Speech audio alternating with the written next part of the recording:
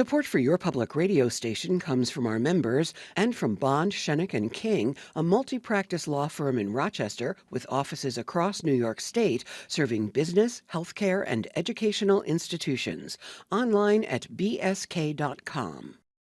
From WXXI News, this is Connections. I'm Evan Dawson. Our connection this hour goes back to Wednesday, and I'm just going to share a little story about Wednesday afternoon from my own perspective, because what I want to do this hour is encourage listeners and viewers, if you're watching on YouTube, to just share how you've been feeling this week. So on Wednesday, I was driving to pick up my son from school, and I'm part of a text thread with a small group of people who sometimes talks about current events or politics. And all I saw was that the group was saying, "Is it true? Is it true?" And then I saw someone say, "There's video, do not watch the video." And I pulled over and called a friend and I said, "What's going on?" And he said, "Well, Charlie Kirk was shot at an event in Utah." And, my first thought was, is he okay? And my friend said, "I saw the video accidentally. It's everywhere. I don't want to see it, but it's in these auto plays on social media." And he said, I don't think he's going to survive. And I just felt sick. I felt sick because it just doesn't matter to me for the moment where you are in your politics, your ideology. I felt sick because I don't want to live in a country that chooses to solve problems or address perceived problems this way. Violence tends to beget more violence. And the assassination of Charlie Kirk on Wednesday didn't just take a father from his two young kids, 3 and 1. What it does is it signals something really dark and dangerous. And it's also not a beginning. It is part of a line of violence. Violence in different communities, violence that becomes normalized. The President of the United States ordered flags at half-staff for Charlie Kirk. The New York Yankees did a moment of silence in a public announcement. They did not do that for the Minnesota state senator who was murdered alongside her husband 3 months ago. They didn't do that when someone broke into Nancy Pelosi's house looking for her in her bed to kill her with a hammer and found her husband and nearly killed him. And then the perpetrator later said his only regret was he didn't finish the job. We could keep going back on this. The attempts on President Trump's life, the shooting of Steve Scalise, Gabby Giffords. I'm going to leave things out, and that even sets aside, that's political violence. That sets aside the violence that is so common in communities across this country.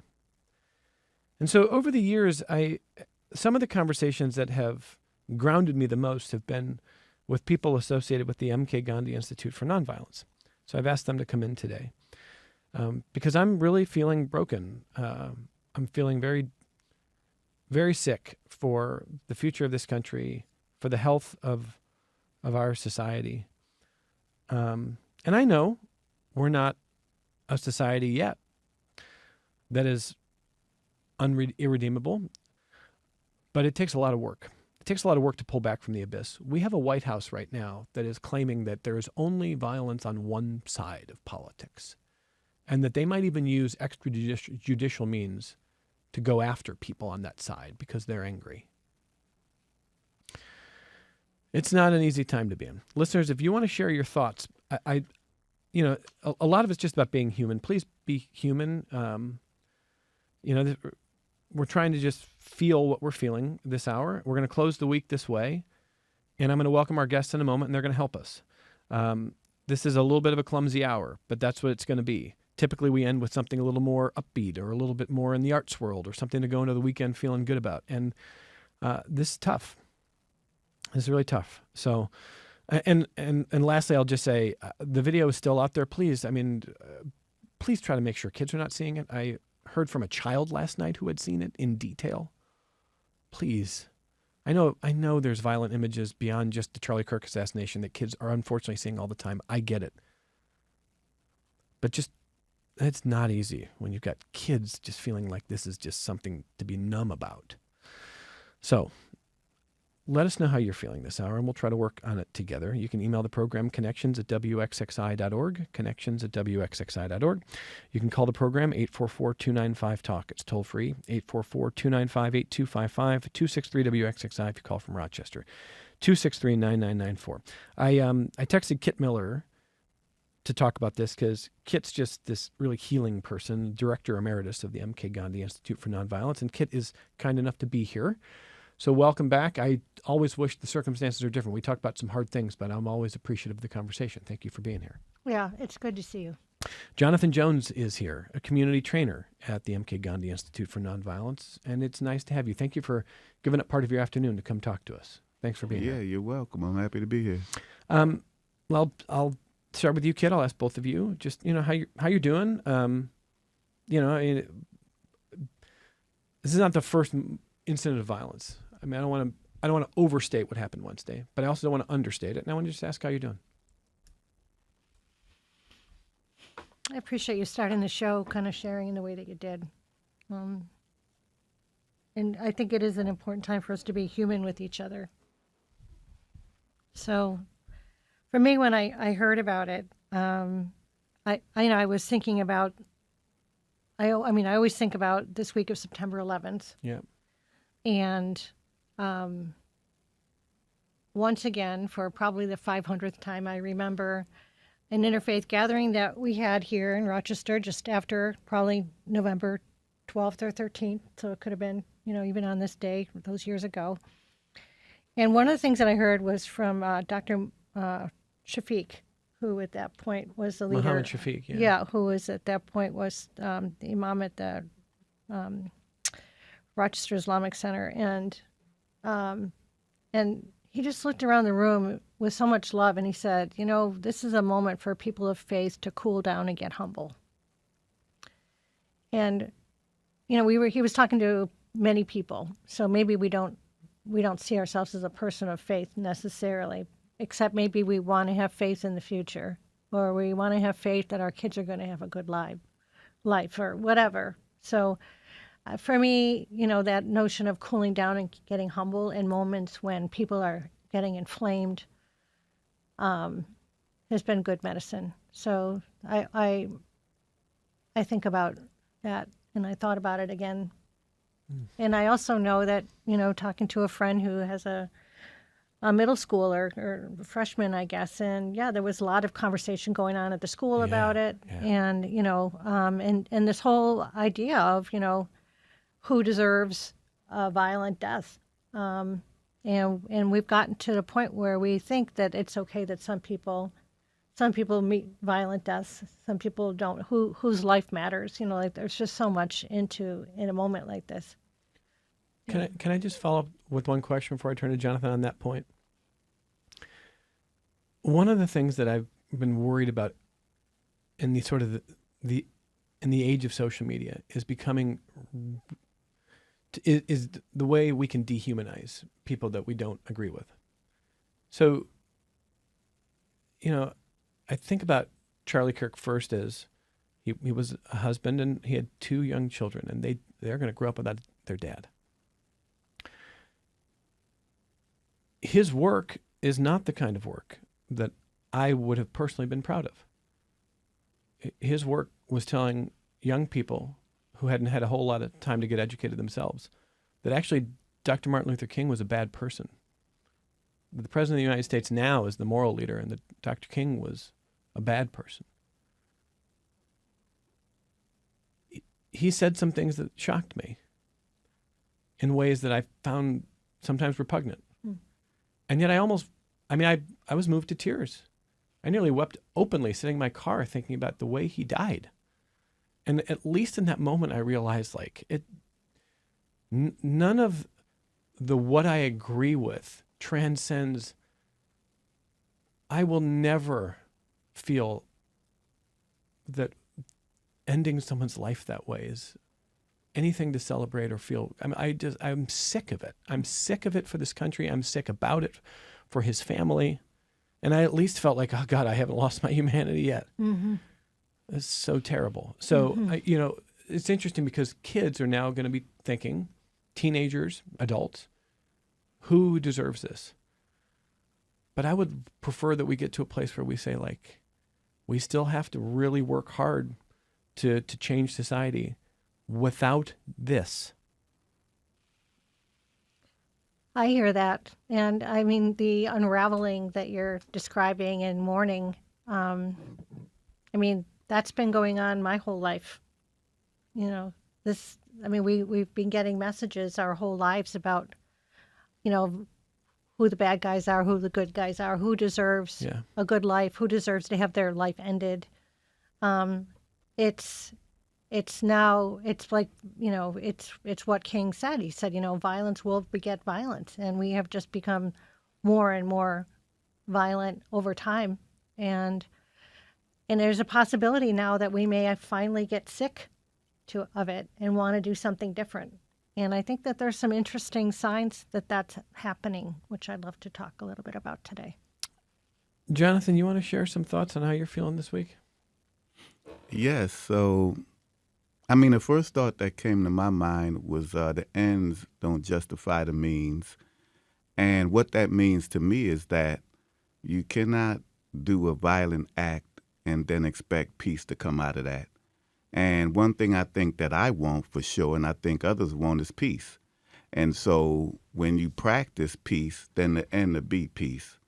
If you practice nonviolence, then the end will be nonviolence. So, I mean, that's what I thought about. And I've also, my studies of like nonviolence and practicing nonviolence, also learned about like reconciliation. That's something that Martin Luther King Jr. and others that followed this philosophy and his strategies and his methodologies believed that reconciliation was very important. Is that, you have people that you disagree with and all that, but you know what? There's a way that we could like work together. I mean, killing each other isn't going to solve anything. All it's going to do is just create this like sense of what King used to call negative peace. And one thing I want is like positive peace, opportunity for me and others to just live a life where we could just do what we want to do without being, safely, without worrying about being harmed or speaking in front of people and worrying about people killing us. So, I mean, that was the first thought that came to my mind, that this was just another senseless killing that I just wish wouldn't have happened. What happens, Jonathan, when kids who they don't have fully formed brains, they're not adults yet, when they are exposed to violence? And again, I want to say, I'm not naive and I don't want to overplay it. It's just the ubiquity of the killing, the assassination on Wednesday was for hours, it was everywhere. And I cannot even imagine how many American kids saw that in extremely gory detail. That unfortunately, almost certainly is not the first time they've seen it. And they might have seen violence in their own lives. They might have seen violence visited on their own family and friends. But what happens to children when violence gets normalized like that? That is a good question that I don't have like a medical or scientific answer for. But one thing for me, personally, it's traumatizing. And then it numbs you. I mean, it just numbs you. You just think that this is how things are. Mm-hmm. I mean, seeing so much violence, being around violence, growing up and hear people constantly like talk about violence, you think that, well, this is how I should act. This is my like natural way. Violence is like a part of like living. So I think it's very traumatizing for young people to see images of that. And because they just believe that this is the way things are. And I don't believe that. One word that we've heard a lot in talking about how kids feel, especially when kids start to wonder if anybody cares about them, if anybody cares about their future, is nihilism, that nothing matters, that there's a meaninglessness to existence. I have to think that when violence becomes normalized, that just pushes that further, that you might think that, who cares about me? Who loves me? Nothing really matters. We all die anyway. I mean, it's I've heard people say it, and it's a terrible thing to feel. But when there's this much violence that's ubiquitous in your life, Like, how do you work with a young person who's starting to feel like nothing matters, Jonathan? Well, first of all, you have to let them know that they do matter and there is another way.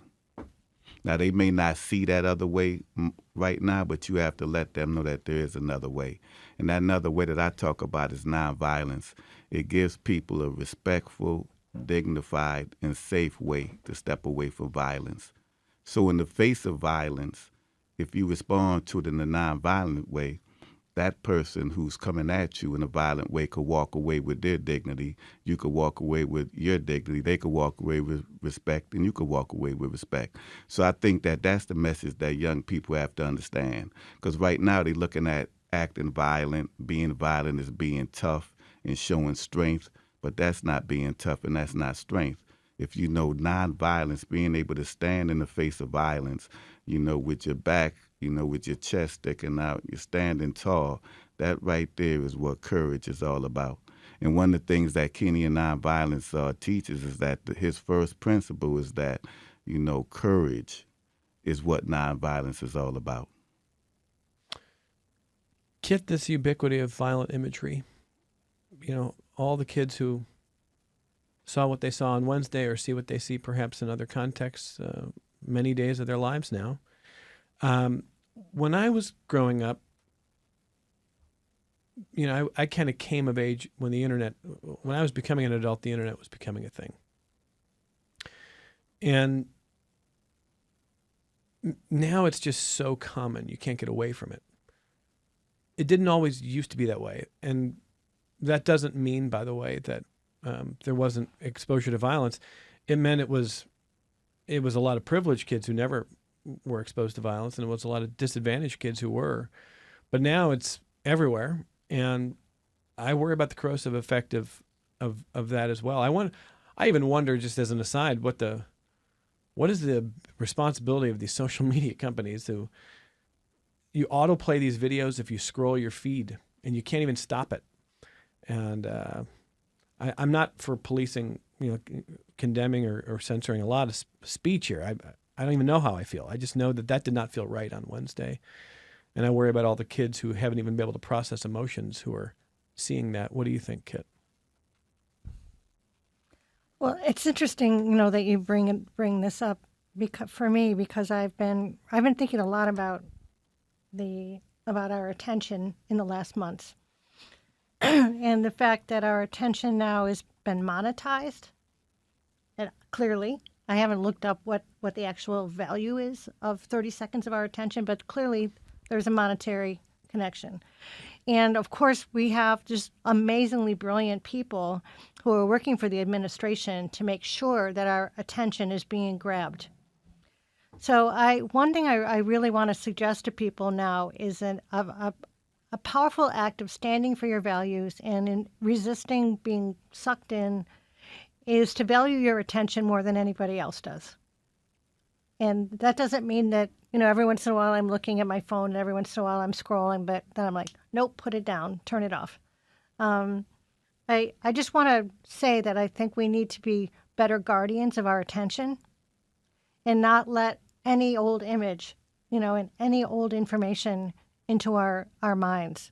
I think that is a really important stand that we can make. And this isn't about trying to control other people. This is about a choice that we can make and we can talk to other people about making. I've put this idea out in a few crowds in the last months, and I've had people come up to me and say, thank you for saying that. I'm scrolling when I'm with my kids. I'm doom scrolling when I'm at home. Yeah. And I'm like, this is your one life. And also, we are being shaped and manipulated by people that sometimes maybe I would say don't have our best interests at heart. And so, I think and I also know that people are looking for certainty. We want to know what's certain. So I want to say a couple things that I think of are certainties. One is that every one of us is alive at an incredibly strategic time for our species and the planet. Tell me more about strategic. The kind of the forces of combining of population pressures and climate changes, and even the way that technology is shaping our behavior. I heard a researcher years ago talk about the effect of social media, and she was saying basically we're running an enormous experiment on ourselves with no control group. So it's a very difficult and amazing and difficult time to be alive, and it's a strategic time to be alive. That's a certainty for me. Another certainty is that none of us can predict the outcome of what's happening right now. Some people are already clear that it's game over, that we're going to be Yeah, in sure. too deep a problem. But actually, the truth of the matter is that nobody knows. So the lack of information about that means that as soon as we're convinced, where we want to follow someone who tells us that they have certainty, they can't be right. I think another is that every one of us is going to die. I'm sorry to break the news, but that's what's going to happen. And I've done hospice work. I've been with people in the last days and hours of their life. Every one of us is going to face a reflection at some point of, did I use my life in the ways that I wanted to? So every one of us can be thinking right now about who do I want to be at the end of my life in relation to the times that we're in. And then the last thing is that the unraveling that's feeling like it's happening, I feel in some ways that it needs to happen because the world wasn't working for far too many people. Too many people were left out. Too many people are being harmed. Too much consumption is happening for this planet, the only planet that we have as a home, the most hospitable place in the galaxy for us, is being used up. So what's happening right now for me, I hope it's like a birth pain. I hope it's like a terrible time of struggle and transition so we come out on the other side. But we don't know. So what we do with our attention and our relationships and our money, all of it matters more than we could possibly know, and we can't be sure. But what we can know is that it matters. In your hospice work, how many people have told you, I just wish I had spent more time on Twitter, on Facebook? Everybody says that. Nobody says it. 0 people have ever said, I just wish I doom scrolled more. I wish I had spent another hour giving myself anxiety, reading posts from people who have no concern for me. So, but I want to key in on a point that Kit just said something that I think will probably just stay with me forever. Every now and then somebody in the studio says something. I'm like, that's it. That's gonna embed in me. And so, Kit, you're talking about attention. Fact check me on this team. I think it was Chris Hayes who wrote The Attention Economy, a new book. I think that's what it's called.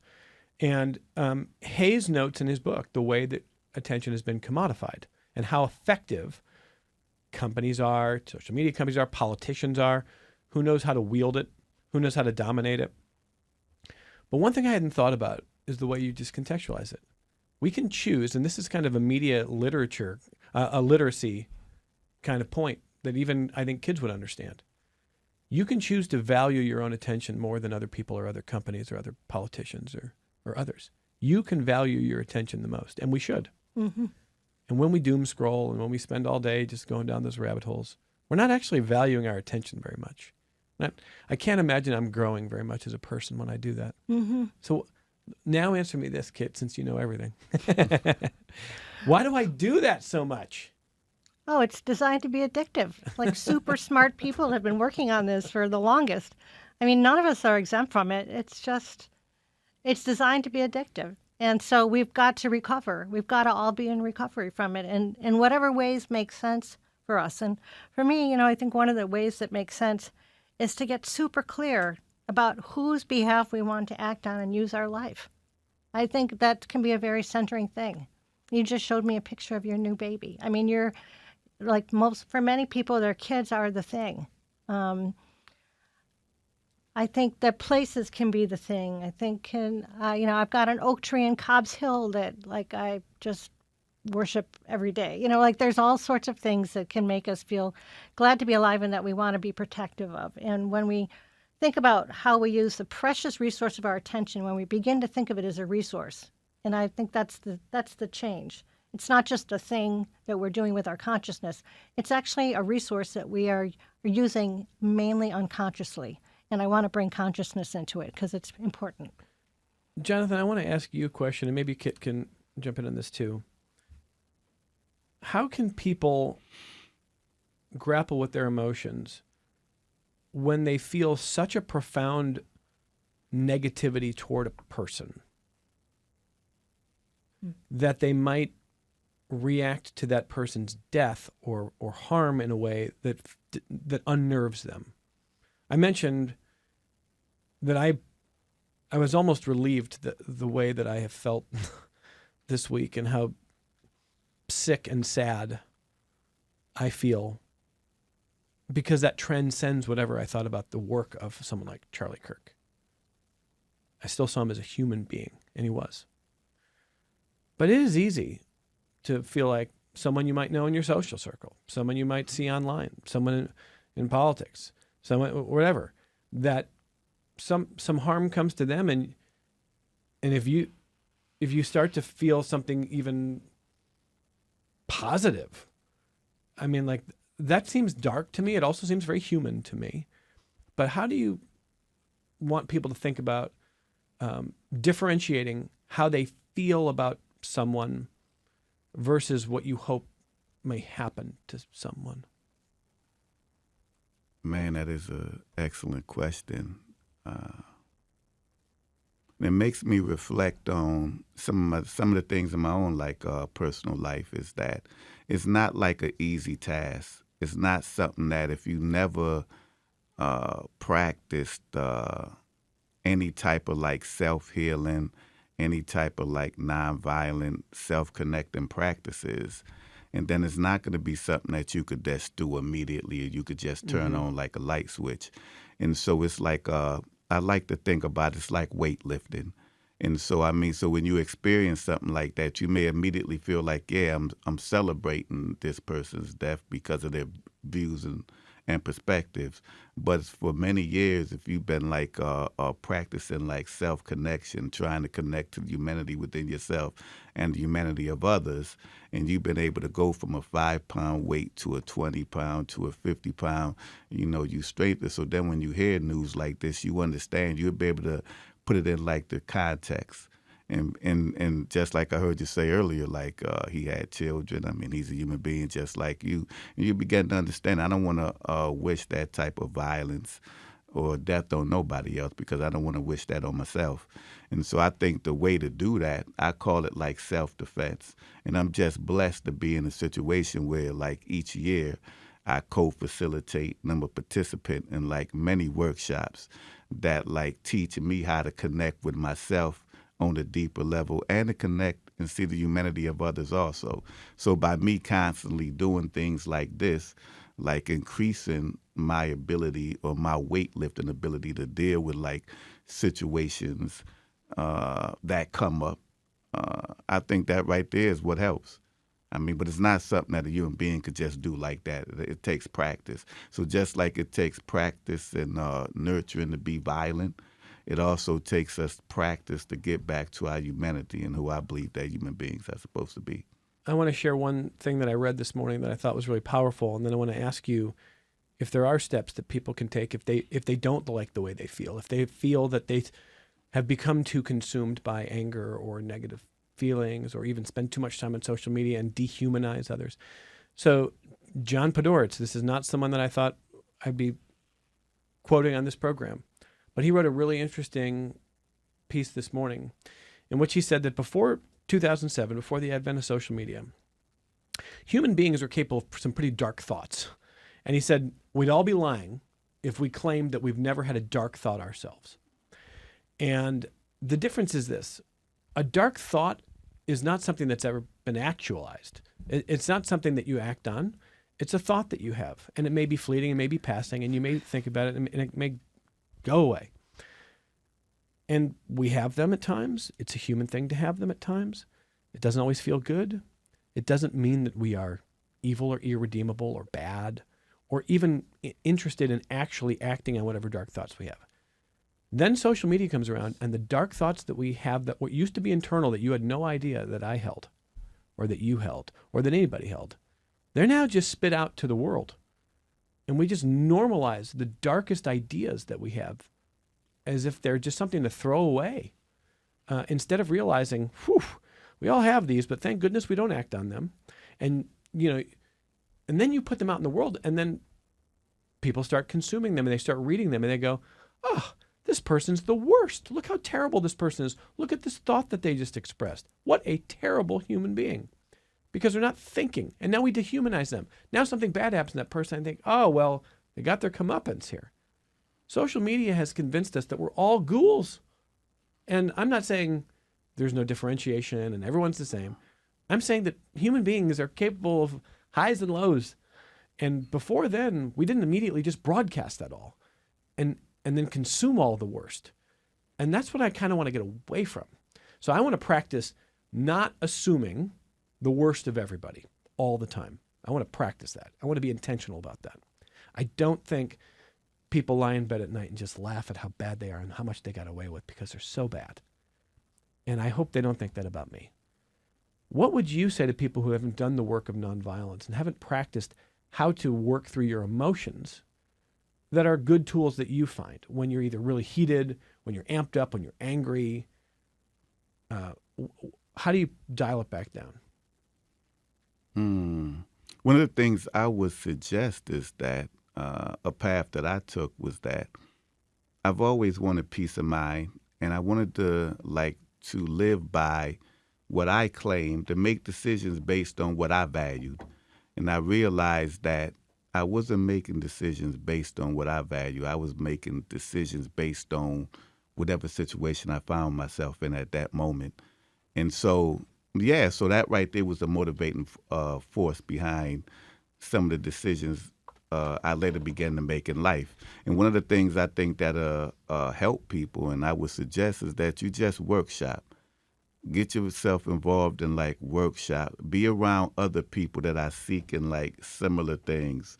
And then open up, be honest, begin to start trusting and share what's going on with you. And then in that container or that safe space, you're able to express yourself, and some real feelings and some real stuff will come up amongst other members in the group. And then from there, you will begin to like myself, begin to understand that, see, I can deal with people that has opposing perspectives of me in a way that doesn't create tension and violence between us. We're able to talk to each other, work with each other, connect with each other. So I would just say take workshops. And at the MK Gandhi Institute for Nonviolence, that's one of the things that we try to do within our workshops, is to bring people together, have them start talking with each other. And then if it's disagreements that come up and conflict that come up, then how could we resolve this conflict in a way that's respectful and dignified for both parties? Any ideas or tips you want to leave with people here, Kit, on what we do with these negative feelings? Sure. I mean, I just want to acknowledge that we're talking mainly in this program about what I would call the inside job. The inside job of managing ourselves. There's a whole world of strategies and ideas for when we're doing it in relation to other people, and then when we're trying to affect change on systemic or structural changes. But I'm rejoicing in the focus on inside job, because that's where it starts. With our thoughts, we make the world. So, but I just want to name that, because for some people they might be like, well, they're not talking about this or that, and we're not talking about this or that. Today we're talking mainly about the inside job. I appreciate what you said about how important it is to extend an assumption of innocence to people. Even, some of the work I do now is really relates to how people in workplaces get super frustrated with each other. There's a real increase in what's called lateral violence, which is that, everything that's going on in the world, the way that we take care of it is we're spraying our stress out on those around us, at home and at work. So one thing is just to be able to take a deep breath. I grew up in a family, I think I've talked about this here, with violence. And when I became a mom, I was a single mom back in the day.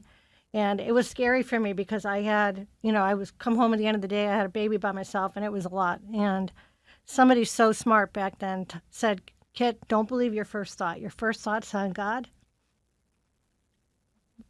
Believe and act on and relate to your second and your third thought.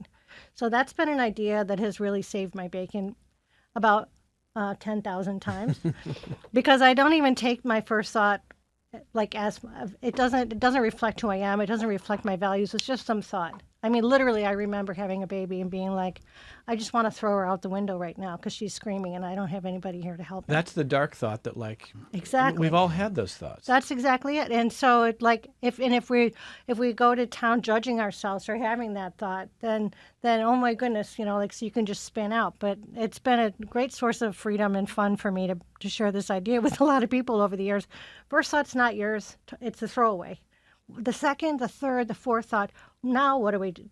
That's going to call in your volition, your morals, your values. I never wanted to throw the child out the window, but a part of me did for a split second, and that was true. Yep. So, okay, I also think it's important, and one of the things that I'm, going on and on about, I think for me a really important space for grassroots mental health these days is in grief groups, because we need to be able to defrost. We need spaces that are safe to to counter that, all the numbness, where we could be checking out on ourselves and the people around us. And so, I'm delighted that the Gandhi Institute continues to do grief works every other week, and we've got people from all over the world who come to the grief groups we do. I also really honors 12-step programs. My sweetie's been in 12 steps for our entire marriage, and so much goodness comes in those spaces. So, for everybody, involved with 12-step work, there's so much support that gets exchanged in those spaces. So there's what are the ways, where are the spaces where we get called in to be our best self? We need to take that very seriously right now. I'm late for a break, and we're gonna take it. I've got a few emails of yours to share, listeners, as we kind of work through this. I'm so grateful that Kit Miller and Jonathan Jones are here, and let's take that break and come back with some of your feedback on the other side. Support for your public radio station comes from our members and from ESL Rochester Fringe Festival, presenting Cirque du Fringe, Claws Out, a feline-inspired circus cabaret with aerial artistry, comedy, and acrobatics under the Spiegel tent, nightly through the 20th. Tickets at rochesterfringe.com. And Bob Johnson Auto Group, proud supporter of Connections with Evan Dawson, believing an informed public makes for a stronger community. BobJohnsonAutoGroup.com. This is Connections. I'm Evan Dawson. Just a note, thank you to the team. I did mention Chris Hayes' book. It's actually called The Siren's Call, How Attention Became the World's Most Endangered Resource. It's a new book. It's a very smart book on attention, and it's the kind of book that will help you think about the way that your attention gets commodified, and then think about what Kit Miller said. Value your attention more than anybody else values it. Put a value on it. Realize that if you don't, others are going to take it, and they're very good at that. Let me grab a phone call from Judith in Irondequoit. Hi, Judith. Go ahead. Good afternoon. Thank you for this discussion. I'm very grateful for it. And of course, I empathize with all of the things that you're saying. But I wanted to comment, if you would just allow me to comment, that I'm very elderly. I'm 84 years old, and I was born just before World War II. I remember World War II. I remember the blackouts. I remember the many terrible things that happened. And of course, I was only about 4 years old when the bombing took place in Hiroshima. Our country did that terrible deed in Hiroshima. And in the 50s, when I was growing up, we were hiding under our desks because of the threat of violence. The 60s, of course, saw the three major assassinations of our political leaders, including the great Martin Luther King, whose photograph is here in my living room. The 70s, of course, was Kent State, Vietnam. So I guess, you can tell from my comments that through my entire life has basically has been a life of witnessing the violence that it seems to me is very much a part of living in the United States of America. And of course, we know all about the history of our country. We know about racism, which of course was a very significant problem that I also observed in the 60s and continuingly, and of course even in the town where I grew up in New York State. So I make these comments because I'm so grateful again for your guests today. There is only one response, and that is nonviolence. That's that we must begin to understand the great principles of nonviolence that were taught by Jesus, that were taught by Buddha, that were taught by Martin Luther King, that are very much possible even in the time that we're living. I truly believe that they're the only way that we can go forward, especially now during an administration that seems to have no grasp whatsoever about nonviolence. And so I just commend you for the program. I'm so grateful that we're talking about this today. I pray that we'll continue to talk about it publicly, that we'll continue to witness publicly to nonviolence, because again, it's the only way that I know to go forward. Judith, thank you for that phone call, that remarkable set of thoughts. I'm going to let our guests respond in just a moment. I'm just going to give you one thing that tries to pin a little bit of optimism, not false optimism, but it's this. Yes, we've been talking about the corrosive effects of modern technology and social media. And you see this week people saying, well, civil war now, and, this. I saw someone say, well, this administration will use this as their own Reichstag fire, and there's going to be payback. But the vast majority of Americans don't want civil war. The vast majority of Americans don't want violence.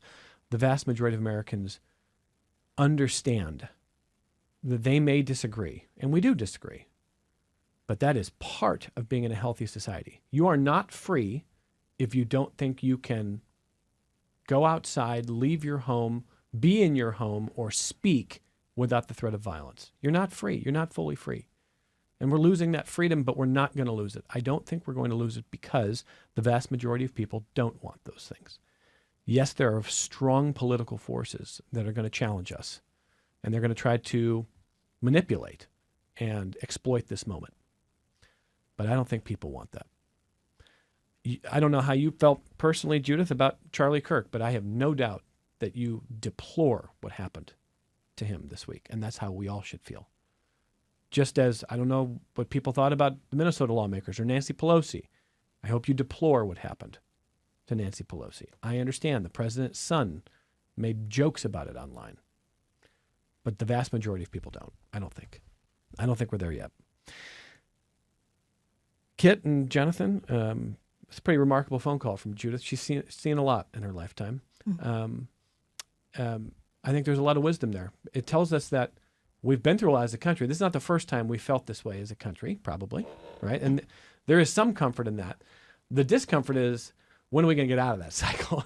So what side of the coin are you on there, Jonathan? I just want to thank Judith. And yes, that is the question. When are we going to break this cycle of oppression? And I think we are moving in that direction. I totally agree with you. I believe that the majority of Americans don't want a civil war. We don't want violence. We want to be safe. We want to be respected. We want to feel dignified. And I think that we want to see our young children, man, grow up and do some amazing things. And it's hard to do that, man, if you don't feel safe. You always feel threatened and scared and things like that. It's hard to let the brain of a young child just grow to its full potential when you're always in fear. Kit? Yeah, but also appreciating the framing, Judith. This is not our first time, and we bear a lot of responsibility as a nation. That's true, and we still we can't just get shut down or numb from feeling guilt. And it is a truth that just by virtue of being alive right now, we're sort of somehow implicated in different kinds of harm, and yes, and we still need to move. So that's where, for me, the grief work in the morning. I don't like that I feel so implicated in so many ways, by virtue of being white or by virtue of having a life expectancy that far exceeds people in so many other countries. I don't like any of that. And if I just get shut down from overwhelm or guilt, I'm not going to be useful to anybody. So I think it behooves us to be thoughtful, conserve our resources of time and attention for being able to be good ancestors and face this historic moment that we're in. I want to highly recommend a free book, downloadable by a civil resistance scholar, John Paul Lederach. It's called The Pocket Guide for Facing Down a Civil War. Free, downloadable, The Pocket Guide for Facing Down a Civil War. And it's framed to reflect on questions posed about the likelihood of divisive polarization in the U.S. leading towards political violence and even civil war. There's so much wisdom in that book. I led a couple of groups this summer looking at it. I beg you to take a look at it if you're interested, because it'll be very grounding for people. Again, Judith, thank you. And I feel I get pulled in very different directions when I think about where we are and where we're going, when I think about my own neighborhood. So I live in just this lovely little small street with people truly of very different political backgrounds. Well, I know that from signs and conversations and whatnot. Different socioeconomics, different race, different sexuality. I mean, that's the neighborhood. It's very diverse. If this neighborhood only existed online with, whatever fake online handles and whatever picture you want to put up yourself and some of the blank posting that we do in our worst moments, and that's all of the neighborhood knew of each other, my neighborhood would really not like each other. Instead, we have little parties in the park, and people are constantly baking for each other, and people with very different political views are plowing each other's, curb and raking each other's leaves. And it's really lovely. Yeah, and I've got a new baby, and everybody has been so kind, just everybody, because you know each other in real life. You got to know each other in real life. If we only know each other through these worst forms of ourselves online, it's very dangerous. But if you know each other in real life, then all of a sudden you go well, what? Okay, I know that they want the same things, and we can have hard conversations too. To Kit's point, it's not just be well, everything's fine. Doesn't mean it's fine, but it means you can have these hard conversations because you see them as humans, and you don't want to hurt them, and they don't want to hurt you. Yeah, that's where I want to go. But here's William on YouTube, watching on YouTube, says, Charlie Kirk rejected empathy explicitly. He said, empathy causes a lot of damage. It doesn't make me feel good to give him empathy, knowing he would not give me the same. William, I want to say I understand, but if you don't like that Charlie Kirk said that about empathy, I would encourage you maybe not to go down that road yourself about him. Maybe rise above that if you can. And I understand if you can't. But, I don't think it's healthy to say this person had this habit I don't like. Therefore, I'm going to adopt that habit in response. I don't think that's healthy either. But at the same time, I am guilty of so many, things that I'm not proud of too. And it's been a hard week. So I'm going to give Jonathan and Kit about 30 to 40 seconds apiece just to leave you with anything they want to leave you. Jonathan, as we head into the weekend, what do you want to leave with listeners here? Yeah, just find your safe spot. I mean, I totally agree with what Kit was saying about grief circles. I believe that the work that needs to be done can't be done alone. I believe we should do it in groups. I mean, so just connect yourself with others around you and just get whatever's on your chest off. I mean, just talk about it. And check out the MK Gandhi Institute for Nonviolence website. We have some upcoming workshops that you might be interested in. And I just love to just continue to work with you and have discussions that connect us, not separate us. Kit. I want people to remember right now that violence is a gift to the current administration, that there's no one in our country that can match the amount of violence that the state is capable of bringing. So to be nonviolent right now is not taking the moral high ground, it's being smart. And I'm over the moon about the fact that literally tens of thousands of people have been learning about civil resistance through Indivisible and other national organizations. There's scholars and practitioners that I've followed and studied with for years are now being featured. It's remarkable.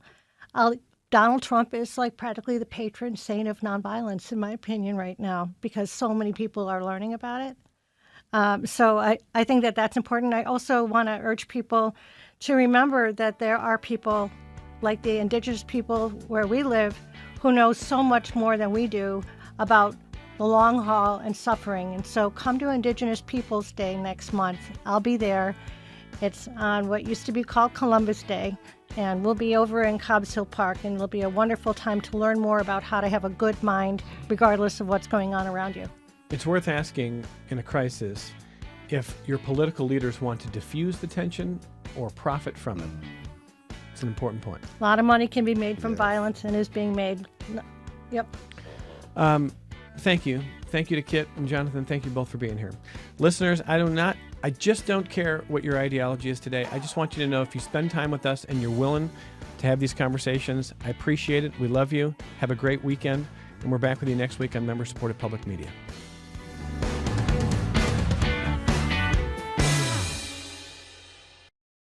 This program is a production of WXXI Public Radio. The views expressed do not necessarily represent those of this station, its staff, management, or underwriters. The broadcast is meant for the private use of our audience. Any rebroadcast or use in another medium without expressed written consent of WXXI is strictly prohibited.